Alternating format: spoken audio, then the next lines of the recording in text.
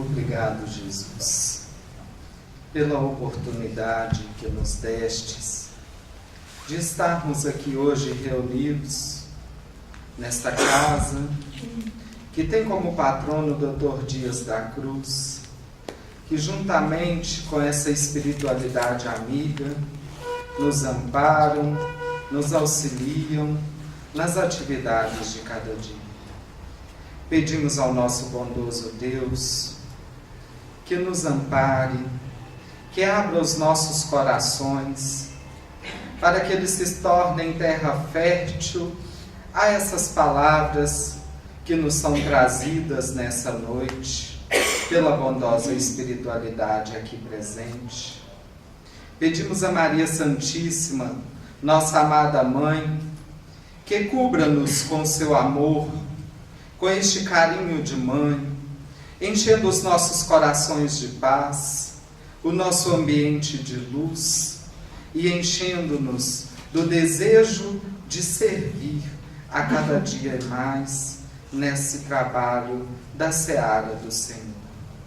Assim, Jesus, agradecemos por essa oportunidade de mais uma vez reunidos estudarmos o seu Evangelho. Que assim seja.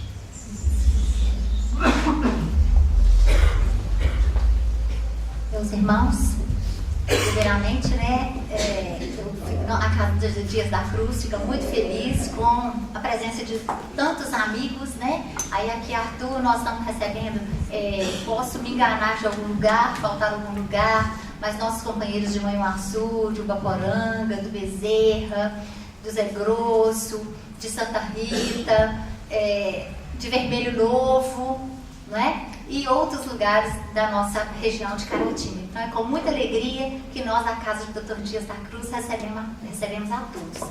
E essa alegria, eu acho que não é nem só nossa, mas de todos nós aqui reunidos, de estarmos recebendo o nosso companheiro Arthur, né, em nossa casa, para fazer essa palestra, falar do Evangelho de Jesus para nós.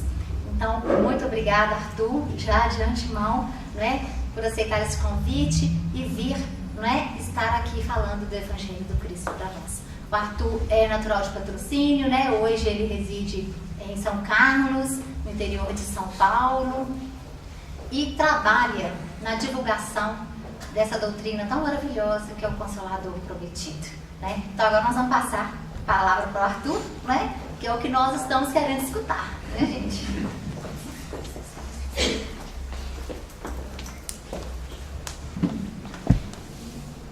Boa noite a todos. Que a paz do bom mestre e querido amigo de todos nós, Jesus, possa nos envolver a todos, que nos sintamos acolhidos pelo seu amor, infinitamente amados por Ele, como também pelo nosso Pai Criador, para que saiamos daqui mais enriquecidos, fortalecidos e dispostos a sermos no mundo os seus legítimos mensageiros, os seus legítimos emissários, que levam a esse mundo que ainda caminha por caminhos de sombra do pessimismo, da desesperança, da desilusão de muitos, possamos levar até eles e até esses caminhos luzes novas, ainda que pequeninas candeias, luzes que farão a diferença na vida nossa e, claro, de tantos outros. É com esse intuito que aqui nos reunimos nessa comunhão fraternal, a qual agradeço pela oportunidade desde já de estar aqui, pelo carinho, pelo acolhimento com que fui recebido, nessa cidade que pelo pouco que pude conhecer, nesses momentos que estamos, já faz parte do nosso coração, pela beleza, não só do local, da cidade em si, do entorno, como também do sorriso e do coração das pessoas que nos receberam. Então que Jesus lhes abençoe a todos, para que sigam nesse trabalho que já vai para mais de século, né? Sigam fortalecidos, inspirados, honrando o esforço de todos esses que foram os desbravadores do Espiritismo em nossa nação. Que a gente siga nesse fluxo de amor que eles abriram, facilitando o caminho para a gente, mas também aumentando em muito as nossas responsabilidades. É com esse intuito que estamos, muito gratos, pedindo a Jesus que possa inspirar as nossas reflexões nessa noite, que vão gerar, de certo modo, em torno dessa nossa relação com Ele. E como temos sido, de fato, aqui na terra, aqueles que levam o Evangelho não só no campo do conhecimento, mas já têm conseguido, como diz Emmanuel, ser ou escrever o quinto Evangelho em nós. E aqui me recordo de uma figura muito bonita utilizada pelo apóstolo dos gentios, nosso querido Paulo, nas suas cartas, quando ele compara nós, os cristãos, como que com o corpo do Cristo. Vai dizer ele nas suas cartas que a igreja do Cristo era o seu corpo na terra. Cristo é a cabeça, a igreja é o corpo. A palavra igreja tem outra acepção hoje, mas no sentido original, àquele tempo, do grego eklesia, igreja significa assembleia, comunidade. Em outras palavras, dizia Paulo que os seguidores do Cristo na terra, a sua igreja, são o seu corpo. É ele o orientador, a cabeça de onde parte a inspiração, a orientação, onde parte a luz para o caminho, para a compreensão, mas carece ele, como também os seus mensageiros, aqueles que o auxiliam no mundo espiritual, carece ele daqueles que no mundo possam concretizar o trabalho. Aqueles que no mundo possam ser as mãos pelas quais ele possa atuar. Os pés através dos quais ele possa caminhar. A boca por meio da qual possa ele falar. O coração por meio do qual possa ele servir. Então o grande convite a nós cristãos, seguidores do Cristo, independentemente da comunidade a que façamos parte, desde que tenhamos o Evangelho como norte de conduta, é sermos, aqui na terra, aqueles que materializam os planos, projetos e ações do Cristo, que descem incessantemente, aguardando mentes e corações sintonizados para efetuá-los, para efetivá-los. Então, nosso objetivo, um deles, os objetivos fundamentais de nós enquanto espíritas, enquanto cristãos, é aprofundar, estreitar essa relação com Jesus, a fim de que estejamos muito bem sintonizados com a cabeça, a mente, o coração do Cristo, cabeça da igreja, para que consigamos agir no mundo com mais Cristo e menos eu. A fim de que consigamos atender aquela proposta que João Batista muito bem soube definir. É preciso que ele cresça e que eu diminua. Precisamos mais Cristo e menos eu, no sentido de personalismo, de caprichos que são nossos e não do orientador dos trabalhos a quem de fato pertence a obra e os louros que possam vir da obra. E para isso, e esse é o tema da reflexão da nossa noite, nós precisamos criar um ambiente adequado para que essa sintonia se faça fina, ajustada, sem interferência. Mais ou menos como a gente tem hoje, com o sinal do celular, com o Wi-Fi. A gente precisa tirar tudo que possa representar obstáculo ou interferência, a fim de que captemos com a maior pureza possível o que é a vontade dele para a obra. Porque só ele tem sabedoria e amor suficientes para traçar as diretrizes para todo e qualquer trabalho na terra. Só ele consegue enxergar de onde está com mais abrangência e entender melhor as necessidades de cada um de nós. É justamente isso, por exemplo, o que o Espírito Asclepios vai dizer lá no Obreiros da Vida Eterna. Capítulo 3, se não me engano, quando vem ele trazer orientações a coordenadores de trabalho no mundo espiritual que iriam trabalhar aqui na crosta terrestre. Ao final das orientações, porque é interessante, os indivíduos vão lá pedir auxílio, né? Saber o que fazer no trabalho, estava com muitas dificuldades. Cada um dos coordenadores foi pedir auxílio a ele. Ele era um espírito de um porte que para aparecer em nosso lar ele precisou de médiuns de materialização para aparecer dentro do quadro só o tronco para cima. Então você já vê o porte do espírito que estava ali orientando-os. E eles então, cada um deles falaram das dificuldades. As pessoas são muito ingratas, o trabalho não vai, isso, aquilo, outro. Ele ouvia cada um deles com paciência, com serenidade, e ao final de cada uma das falas, ele simplesmente tirava um pergaminho debaixo do braço e abria. Esse pergaminho tinha uma frase no pergaminho.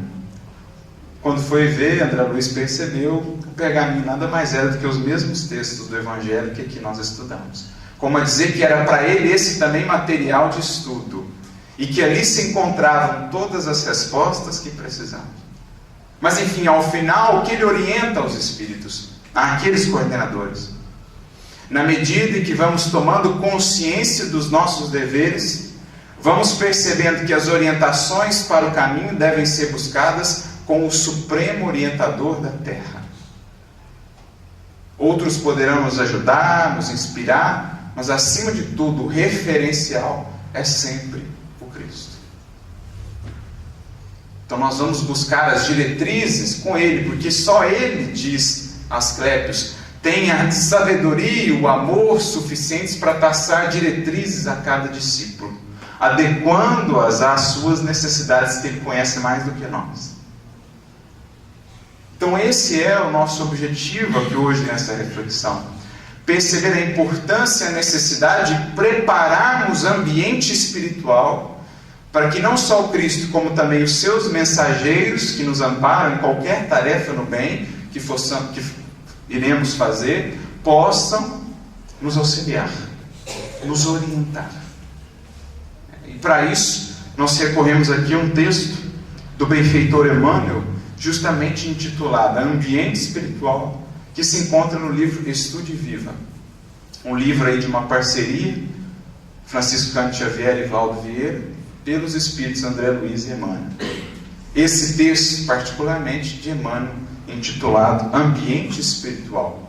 E ele começa dizendo assim: sem dúvida, uma tarefa especial particularmente destinada aos espíritas. Por que ele vai dizer que particularmente destinado aos espíritas? Porque nós já entendemos um pouco melhor ou mais claramente essa questão da interação com o mundo espiritual, que em outras correntes ainda é um pouco nublada, mas no Espiritismo, pela compreensão da mediunidade, da vida no mundo espiritual, isso já nos é mais claro, o que traz para nós, claro, maiores responsabilidades nesse sentido. Porque o conhecimento, ele sempre vem atrelado a uma coisinha. Para muitos pode parecer incômoda, mas a gente vai percebendo, essencial: responsabilidade. Não há como receber conhecimento sem receber junto novas responsabilidades, tendo em vista esse tesouro que foi investido em nós. Então é isso que ele está dizendo. Aos espíritas particularmente, que mais receberam nesse sentido de conhecimento da relação mundo físico com o mundo espiritual, cabe uma tarefa especial, que diz, e ele diz, a formação do ambiente adequado ao trabalho edificante dos bons espíritos.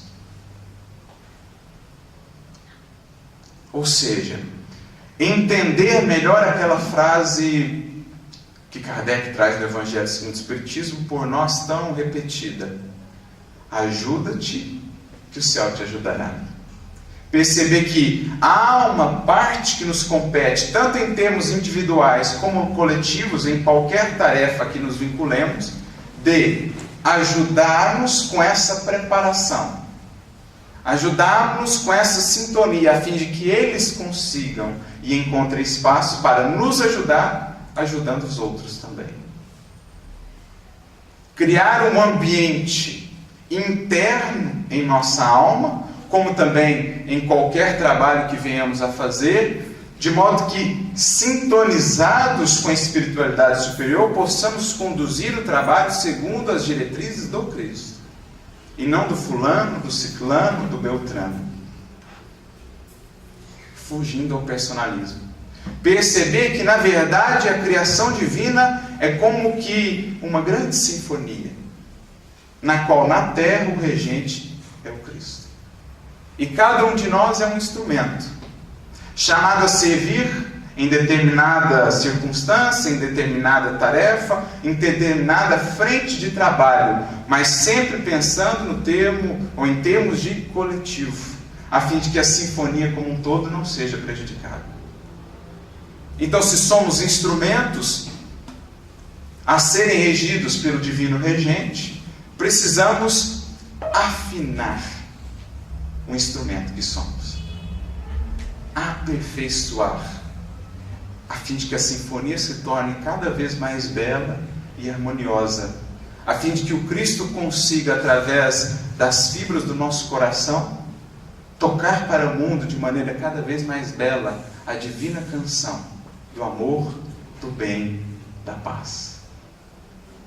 Sermos melhores instrumentos, é disso que aqui hoje estamos falando.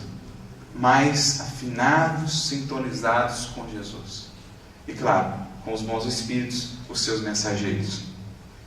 Conscientes de que somos sustentados por legiões de instrutores domiciliados em planos sublimes e informados de que ele se propõe a amparar a humanidade, será justo relegar tão somente a médiuns e fenômenos a cooperação com eles? Porque nos esquecemos disso. Embora não sejamos médiuns ostensivos, talvez, somos todos médiuns da vida, das forças da vida. E a que força temos servido?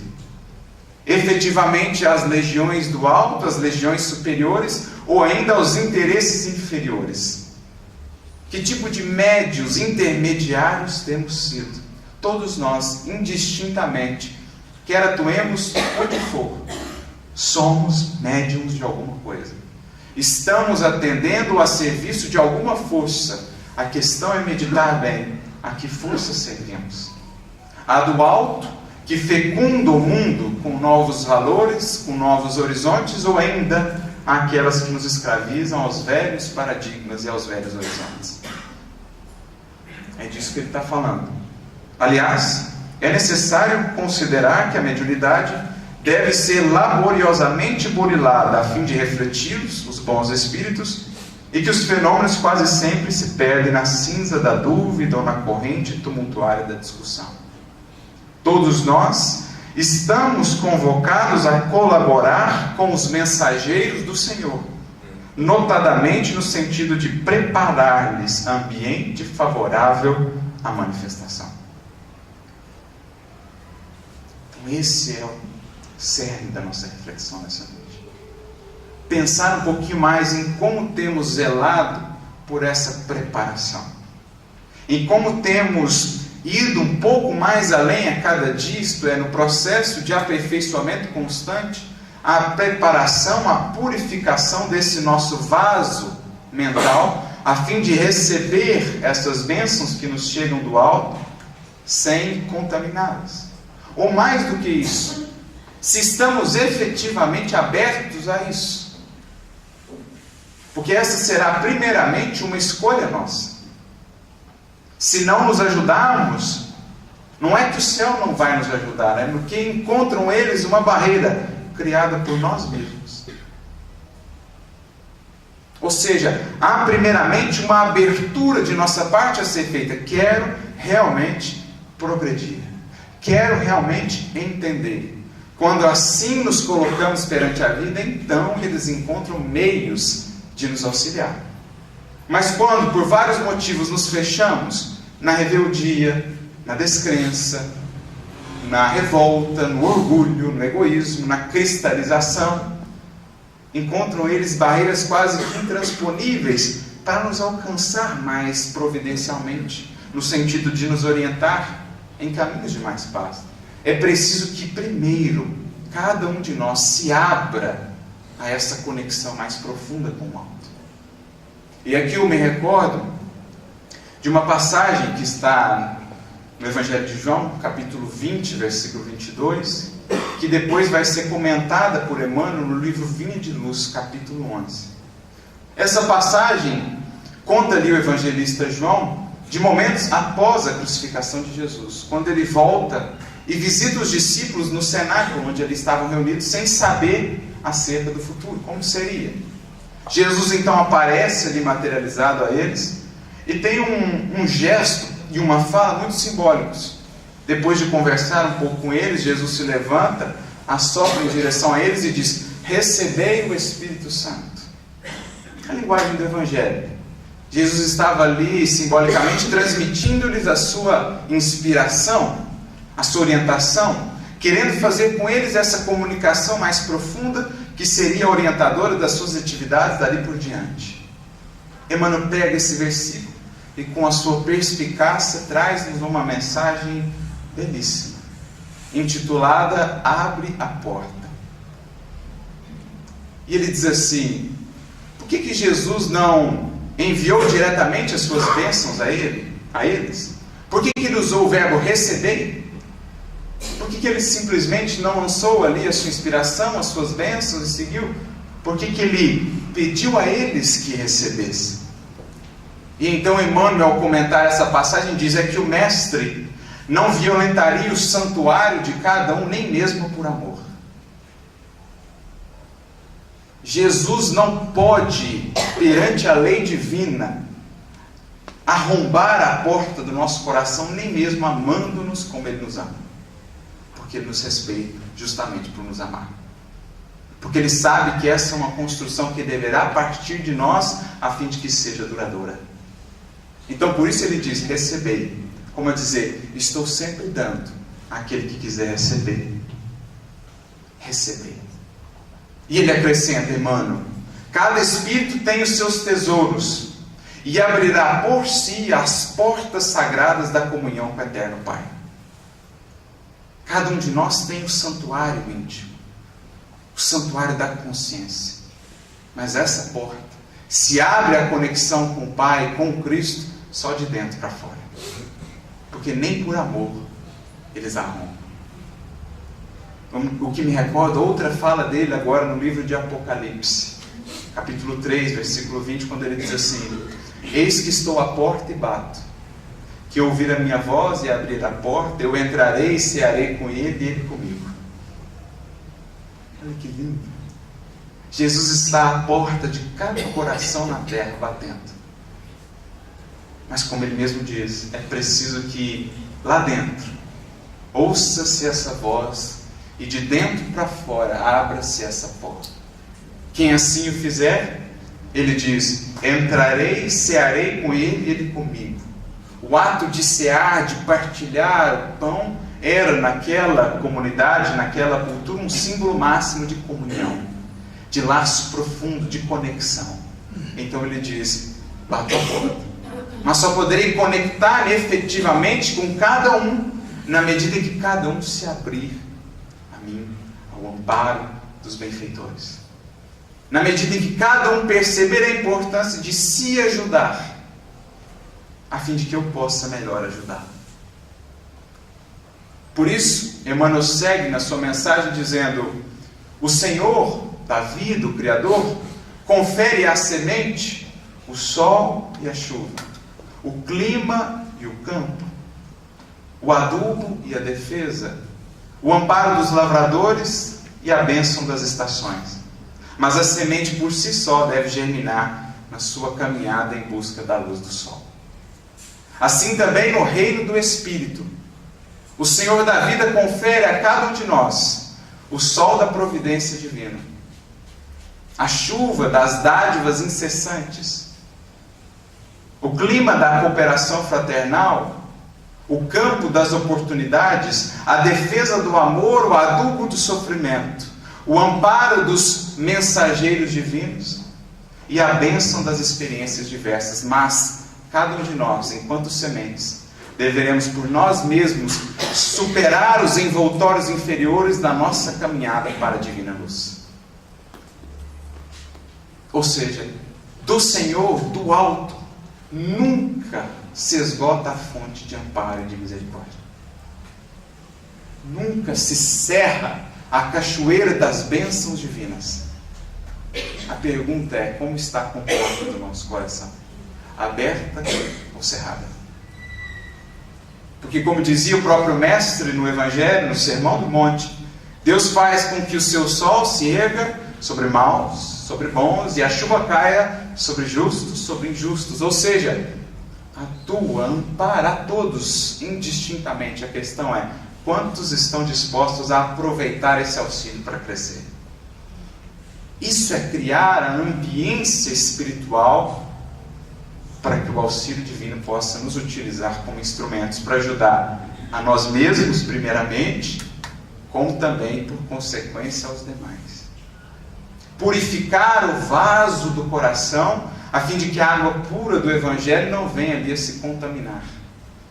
Aliás, foi isso que o próprio apóstolo Paulo ouviu, após a sua conversão, depois de já um tempo, em que passava ele por momentos de desânimo e abatimento, ele encontra Abigail, na caverna próxima à sua cidade natal, num desdobramento, e ela lhe diz: Paulo, é preciso que você esvazie o vaso do seu coração das ilusões amargas do mundo, a fim de que o Cristo possa preenchê-lo com água nova, a água do amor. No dia que você esvaziar o seu coração das ilusões do mundo, então as bênçãos do Cristo encontrarão livre vazão para te utilizar como vaso escolhido que é. Então é isso que aqui estamos falando.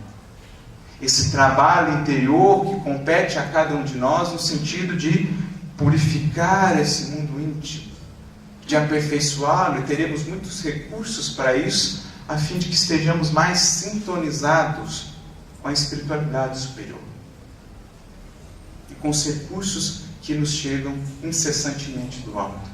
Por isso Emmanuel segue dizendo: para isso, principiemos por banir do cérebro toda ideia de crueldade, violência, pessimismo, azedume. Diante de qualquer pessoa, sintamos-nos à frente de criatura irmã que aguarda de nossa parte o amor com que fomos quinhoados pela providência divina. No repouso ou na atividade, no lar ou na via pública, atendamos à harmonização e à serenidade. Ou seja, é preciso cultivemos mais em nossas vidas esse trabalho diário de higienização e purificação interior. A gente não faz isso todos os dias com o corpo, para que ele se mantenha saudável, limpo, e por que não com o espírito? Por que a gente não higieniza todos os dias o nosso espírito? Me recordo aqui de uma parábola do Mestre, que vai justamente nesse sentido. Mateus capítulo 13, a conhecida parábola da rede, ou parábola da pesca. Jesus diz: o reino de Deus é como um pescador que fosse ao mar, lançasse a rede para pescar e pescasse todo gênero de peixe. Ao final da pesca, volta ele para a praia, assenta-se na praia e começa a separar. Os deteriorados lança ele fora, os bons peixes guarda ele no recipiente. Se pensarmos em termos simbólicos, como esse mar a representar a nossa vida aqui na Terra, com as suas oscilações naturais, essa vida para a qual recebemos um veículo para poder experienciá-lo, o nosso barquinho, o nosso corpo físico, todos os dias, ao levantarmos, entramos no barco e vamos à pesca, no mundo dos valores do Espírito. Lançamos as redes das relações, lançamos as redes dos sentidos e pescamos todo tipo de peixes, bons e maus. Peixes emoção, peixes sentimento, peixes ideia, peixes vibrações, enfim, todo gênero de peixes. A pergunta é: quantos de nós faz a parte seguinte, ao final do dia, ao final do roteiro, ao final da pesca? Busca a calmaria da praia em oposição à agitação do mar. A calmaria da praia na meditação, na reflexão, no estudo sereno, ponderado, disciplinado, para separar qual foi a pesca do nosso dia. Quantas vezes a gente não está a guardar esses peixes deteriorados há dias, semanas, anos, para não dizer séculos? O que acontece quando a gente guarda peixe estragado? Algo de bom que não é. E é isso que Jesus está dizendo. Há 2000 anos, antecipando a orientação de Santo Agostinho, que novamente no Livro dos Espíritos, na questão 919A, traz-nos a mesma ideia. É preciso cuidar do recipiente, o que estamos aqui guardando no recipiente, no vaso da nossa alma. Porque como esperar que o Cristo possa nos utilizar como transporte da água pura da caridade, do amor, do bem, se encontra aqui ainda em nosso coração o vinagre da mágoa, da maledicência, do rancor, do ressentimento, do ódio gratuito, do ódio em geral, não só gratuito. Enfim, como esperar que essas duas coisas coexistam no mesmo ambiente? Impossível. Aliás, é isso que Jesus diz a uma pessoa que lhe perguntou, se não me engano está no livro Jesus no Lar, capítulo 3, porque era tão difícil se transformar, e ele pergunta, qual que é a sua atividade? Ela diz, a gente produz queijo. O que é a primeira coisa que você faz? Eu preciso limpar muito bem o recipiente, porque senão eu coloco o leite ali e o leite azeda. Ele falou, pois bem, assim é. Se a gente não limpa muito bem o recipiente, por mais bom que seja aquele leite, ele vai azedar. Por mais inspirada, pura que seja a revelação e a inspiração que nos chega do alto, ela vai se contaminar pela ausência da purificação do coração. Por isso os Espíritos investem, nos falam tanto dessa necessidade diária de cultivar a prece, o estudo, como esses elementos purificadores do nosso mundo interior, renovadores da nossa sintonia mental. Me recordo de uma passagem que está nos Atos dos Apóstolos, capítulo 4, versículo 31, quando ele diz de maneira simbólica, e tendo eles orado, moveu-se o lugar em que estavam. Emmanuel pega esse textinho, novamente, ele não perde a oportunidade, e lá no livro Vinha de Luz, capítulo 98, ele comenta, a prece recompõe. Quando diz que esse moveu o lugar em que estavam, ele analisa da perspectiva espiritual. Quando oramos, saímos daquele local complicado, bagunçado, onde estávamos, para um local mais limpo, mais claro, espiritualmente, sintonicamente, tornando-nos mais aptos para acolher o amparo do Cristo. O que nos está relatado também, outra passagem muito bonita do Evangelho, agora em Marcos capítulo 8, a cura do cego de Betsaida. Essa é daquelas passagens assim que a gente se encanta com a dimensão do Evangelho quando a gente vai um pouquinho mais fundo. Jesus chega em Betsaida e tem ali as margens da cidade do cego. E Jesus foi ajudá-lo, curá-lo. Mas é interessante, Jesus faz uma coisa que era nova. Ele pega o cego e não o cura ali. Ele pega o cego pela mão, leva ele para longe da cidade. Lá ele impõe as mãos sobre o cego, o cura e diz a ele, agora você volta para casa, mas não volta para a cidade, para a aldeia. E a gente fica pensando, mas se a casa dele está na aldeia e Jesus mandou ele voltar para casa, como é que ele vai voltar para casa sem voltar para a aldeia? E mais, por que Jesus levou ele para longe da aldeia antes de aplicar os recursos curadores, renovadores? Pensemos em termos espirituais. Onde a gente vive de fato? Vivemos onde projetamos o pensamento. Ou, em outras palavras, vivemos na aldeia mental dos pensamentos e sentimentos que cultivamos com os nossos vizinhos que vivem na mesma sintonia. Essa é a aldeia em que vivemos. Como diz Emmanuel no Pensamento e Vida, capítulo 8, a associação, são esses os vizinhos que se associam conosco na mesma faixa de vibração. Então, se ele estava adoecido, porque cultivava uma certa faixa, porque ali a cegueira é entendida não só como a cegueira física, mas sobretudo a cegueira do espírito, Jesus disse, ou pensa e nos ensina, de que adianta eu impor aqui os recursos terapêuticos se não ensiná-lo primeiro a afastar-se dessa aldeia de valores, de hábitos, de pensamentos e sintonias que ele tem cultivado? De que adianta a gente vir aqui usufruir do recurso terapêutico do passe se não trocamos ou nos afastamos da aldeia em que temos vivido? Então, primeira coisa, a fim de captar melhor o amparo do alto, afasta dessa aldeia. Afasta da aldeia. Se eu venho aqui e não quero largar as mágoas, não estou disposto a superar os ressentimentos, a melhorar os meus hábitos, a investir mais na humildade, no bem, no amor, criaremos nós mesmos uma barreira impeditiva, como isolantes que impedem da corrente divina nos alcançar. Então, a primeira coisa de Jesus: afasta da aldeia. Renova pensamentos, renova sentimentos. E para isso, recursos fundamentais existem: a prece, o estudo, o trabalho do bem são como que verdadeiras duchas em nossa alma, porque lavam e levam consigo as impurezas, tudo que estava ali acumulado nos adoecendo. É movimento da alma, porque a água parada gera enfermidade, mas água em movimento, quando algo flui de nós, passando por nós no sentido do próximo, leva consigo tudo que é adoecimento. Então, sai da aldeia. Aí lá Jesus aplica. Ou seja, vem tomar o passe, busca a prece, mas disposto a sair do lugar em que você está, mentalmente. Aí sim ele vai encontrar uma tomada.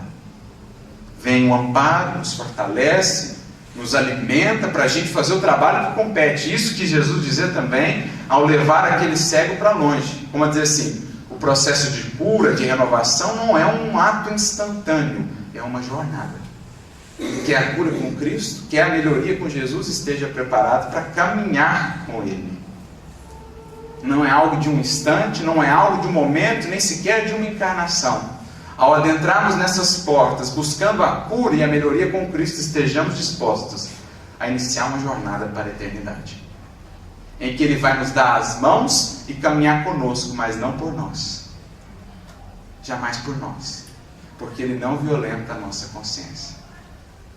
Está disposto a ir até o infinito conosco, mas desde que a gente vá com Ele. Por isso Ele pega na mão: vamos comigo, leva para longe, aplica o recurso e diz para ele: volta para tua casa, mas não para a aldeia. Qual era a casa que, justamente por estar abandonada, o levou ao adoecimento? A sua casa íntima, a casa mental onde vivemos. Abandonada que estava, sem a luz do sol, sem a limpeza, a faxina interior, adoece-nos.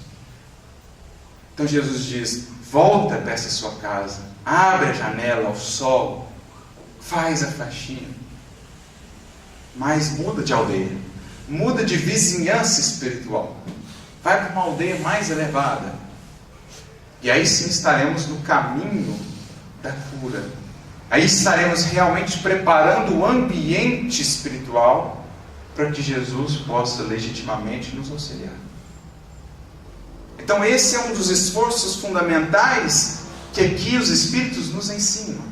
Chegamos à casa e entendemos, ouvimos desde o primeiro dia: é preciso investir em estudo, porque o estudo faz isso conosco também, nos eleva ao patamar de sintonia.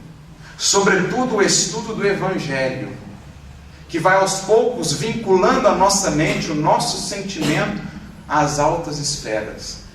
Por isso diz Ney Lúcio, no livro Colheita do Bem: o hábito de estudar o Evangelho, meditando as suas lições, é um processo de imantação da nossa alma com as esferas superiores. Veja, imantação. O hábito de estudar o Evangelho vai imantando, conectando profundamente a nossa mente, a nossa alma com o alto. Por isso exalta-se aqui tanto a importância da prece, como recurso fundamental para a sintonia com os benfeitores, para captarmos essa orientação do Cristo a nosso respeito. Por isso exalta-se tanto aqui a importância da caridade. Não simplesmente a caridade material, mas a caridade em seu sentido mais abrangente. Benevolência, indulgência e perdão, porque essa caridade bem vivida, bem sentida, é a melhor renovadora dos nossos sentimentos. É o melhor antídoto para qualquer adoecimento. O bálsamo do amor. A fonte purificadora e renovadora de nossas almas. Abrirmos abrir as comportas do coração para que, por meio de nós, possa fluir o amor de Deus.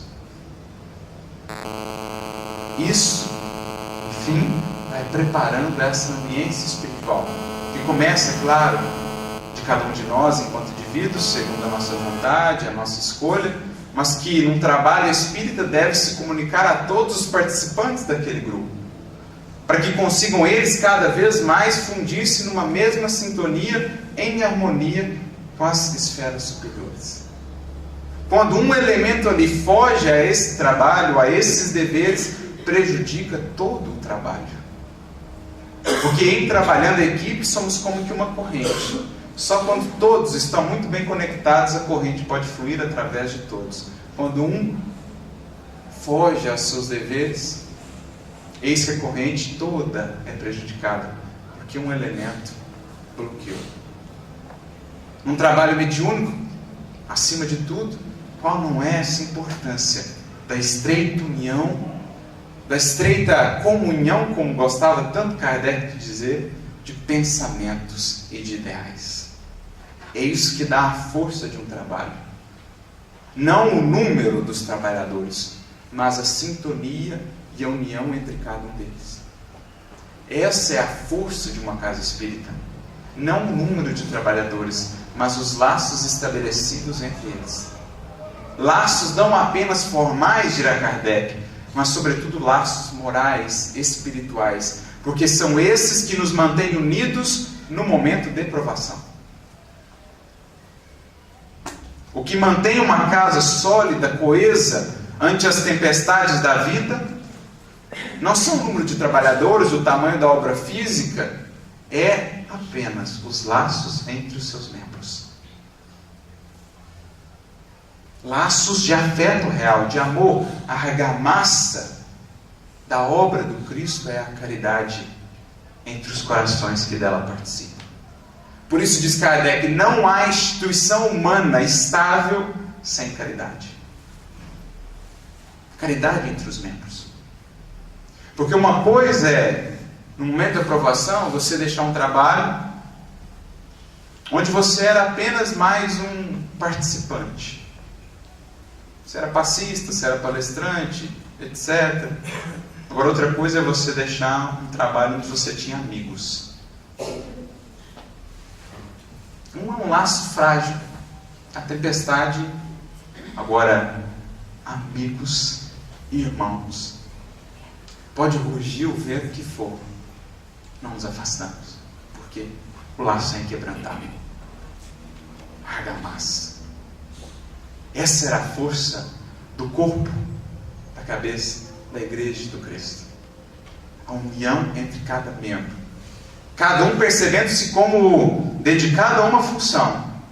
Cada um valorizando a sua e a função dos outros. Mas todos percebendo que era um corpo só. Um corpo só. Porque quando esquecemos disso, a mão acha que é mais importante que o olho acha que é mais importante que o pé, o coração acha que é mais importante que o estômago, e daqui a pouco começa a separação.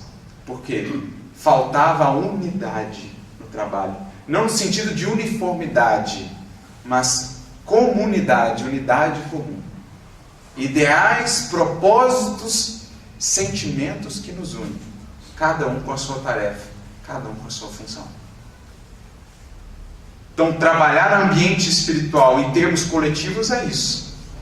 Criar essa corrente harmoniosa, em que possa fluir por toda ela a corrente do Cristo.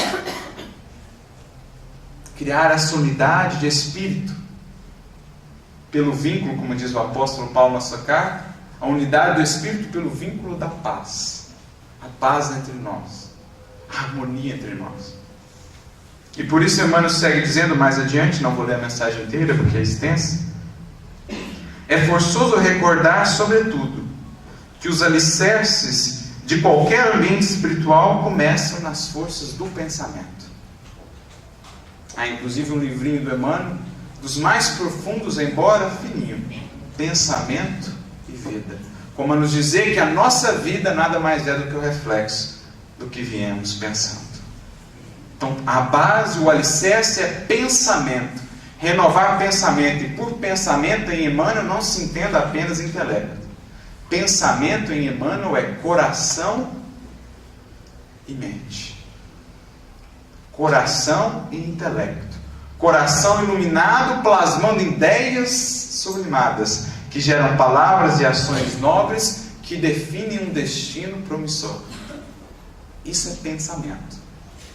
Que a gente precisa consolidar, preparar, a fim de que não sejamos tão influenciáveis por aquilo que nos vem de fora, para que o nosso ambiente interior consiga se sobrepujar ao ambiente que vemos fora, muitas vezes.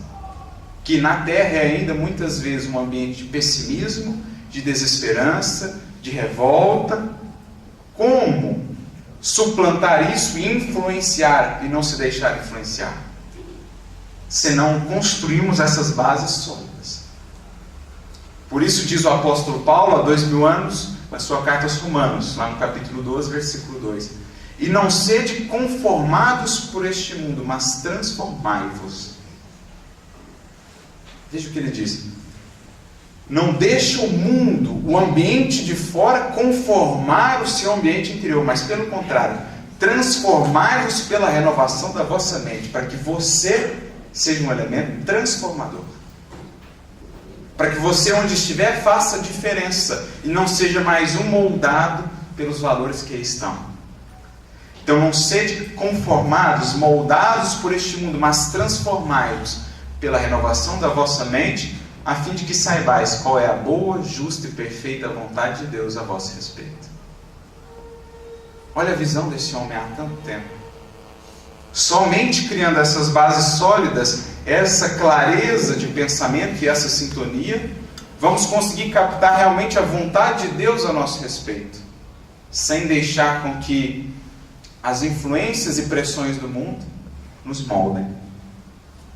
Seremos então verdadeiro fermento que leveda a massa, embora poucos transformadores no contexto em que fomos inseridos. Seremos então verdadeiramente o sal que previne da corrupção onde quer que esteja, porque essa é a função do sal: impedir a deterioração onde está dos valores, dos ideais. Por isso ele nos convida a ser sal da terra, porque sal assim age. Você não vê, mas sente a sua falta quando não está presente. Assim somos convidados a ser, enquanto cristãos, presentes no mundo, passando quase que apagados, mas cuja presença ou ausência é sentida. Onde estivermos, embora em pouca quantidade, fazemos logo a diferença. Porque só consegue fazer isso, sobrepor-se ao meio, quem construiu internamente, com vigor, com profundidade, esse equilíbrio, essa sintonia com o orientador, nosso Mestre Jesus. Então é disso que aqui estamos falando. E Emmanuel prossegue: todos nós, os desencarnados e encarnados, que nos vinculamos à seara espírita cristã, contamos com o apoio dos instrutores da vida maior. Disso não duvidamos. Isso é mais que natural, ante as necessidades que nos assinalam a senda. Mas não nos será lícito esquecer que eles também esperam por nós, por nosso auxílio, a fim de que possam mais amplamente auxiliar. Então, se nós contamos com Ele, creio que muitos ou todos que aqui estamos, contamos, rogamos o amparo deles, estejamos certos de que eles também contam conosco. Porque essa relação tem de ser uma via de mão dupla. Algo que venha do alto, mas que encontre em nós um retorno no sentido de boa vontade e disposição. Isso é fé. Isso é fé no legítimo sentido, quando a nossa relação com Cristo se estabelece nessa via de mão dupla. A nossa relação com Deus se estabelece nessa via de mão dupla. Nós contamos com Ele, mas Ele conta conosco. Assim estaremos com fé. E é por isso que naquela passagem bonita, em que Jesus cura a mulher hemorroíça, dirá ele, em meio a tantos que o apertavam, que só uma pessoa havia lhe tocado. Em meio a todos aqueles sofredores, todos aqueles desesperados que o tocavam, naquele instante apenas uma efetivamente se curou. Por quê? Diz ele, de mim saiu virtude. Dele fluiu uma corrente renovadora e transformadora na direção daquela alma. E por isso diz a ela, não fui eu que te curei, a tua fé te curou. Vá em paz, minha filha. Porque para chegar até Ele, tocá-lo, isto é, para que a nossa experiência com Cristo seja realmente de toque, de comunhão, o que ela precisou fazer, e ali ela representa todos nós, precisou ela antes superar uma multidão.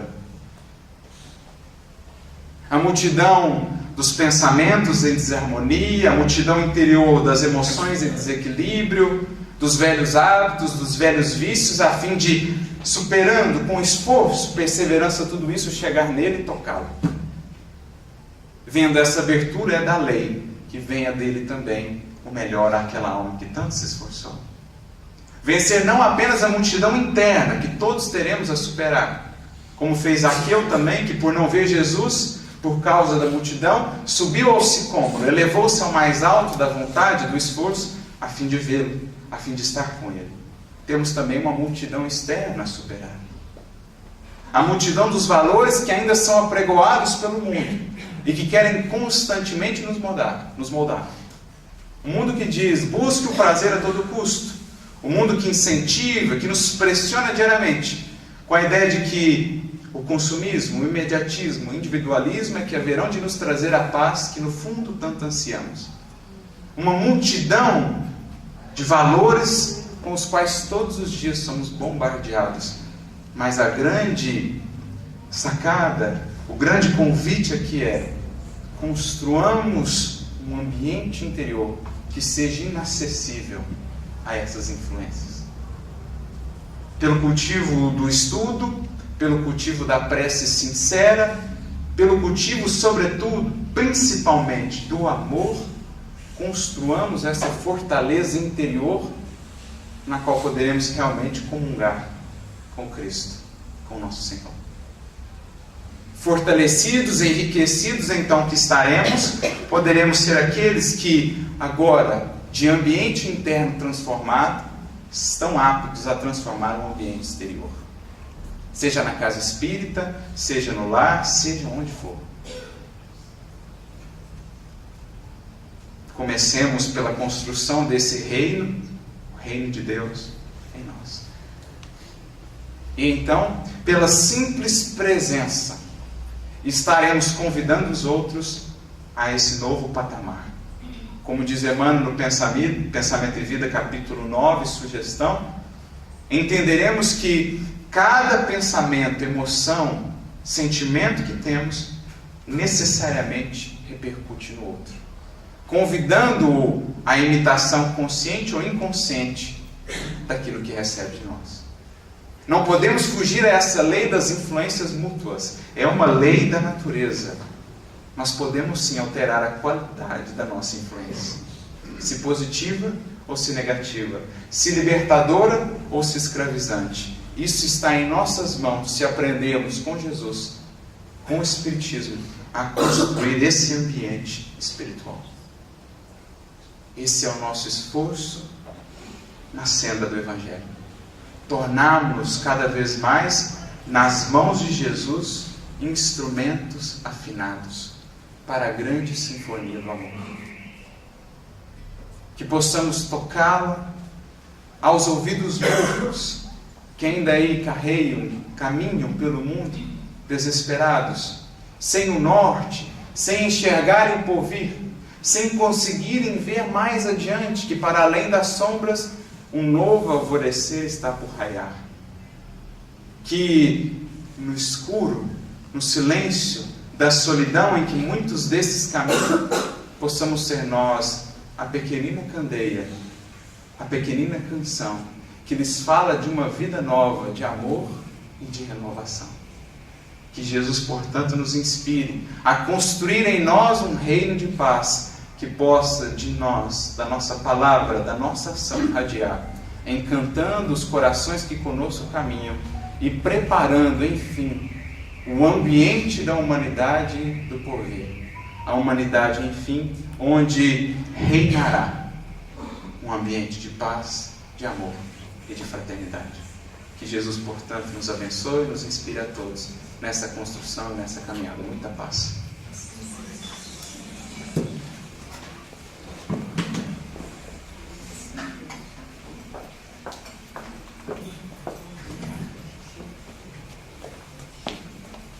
Agora nós vamos convidar a nossa companheira Maria Fonseca para ele fazer a prece de encerramento.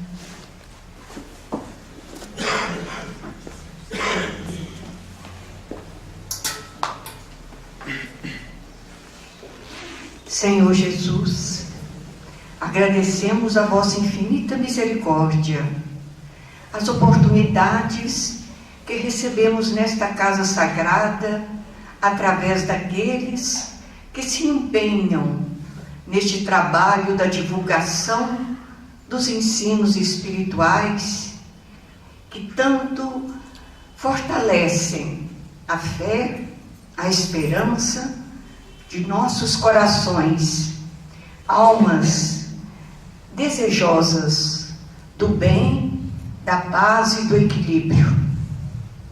Mãe Santíssima, que a tua bênção divina estenda-se cada vez mais em nossos corações, em nossas mentes, e que todos esses ensinamentos que o nosso irmão Arthur nos traz, divulgando o Emmanuel, esta entidade sagrada para todos nós, mentor do Chico Xavier, que todos esses ensinos possam calar em nossos corações e que tenhamos sempre o discernimento para ver a verdade, esta verdade sublime que realmente se encontra no Novo Testamento a se espargir para todo o mundo através de nós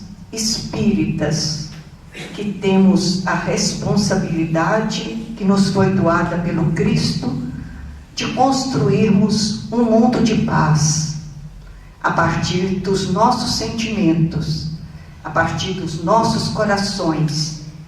Este mundo se estenderá a todos que nos rodeiam. Esta exemplificação é muito chamativa e nós temos esta obrigação espiritual de nos entregarmos a este Mestre Divino que nos acompanha há milênios, há milhões de anos, aguardando que nós possamos aderir ao programa da luz divina em nossos sentimentos. Abençoai, Mãe Santíssima, sempre todos estes trabalhadores, divulgadores espirituais encarnados e desencarnados, que se fazem assim colaboradores e a comunidade do Cristo. Que a tua bênção esteja sempre nesta casa e que ela se divulgue para todas as casas espíritas, para todas as comunidades cristãs, católicas, evangélicas, porque todos nós estamos nesta caminhada da busca do Cristo. Abençoai-nos sempre, com muita paz, muita fé e muita esperança no futuro.